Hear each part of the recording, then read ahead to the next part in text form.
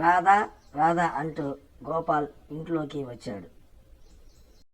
రండి, నేను అబ్బాయి ఇక్కడే మంచం మీద కూర్చొని ఉన్నాం, కూర్చోండి అంటూ భార్య అయిన రాధ భర్తతో చెప్తుంది.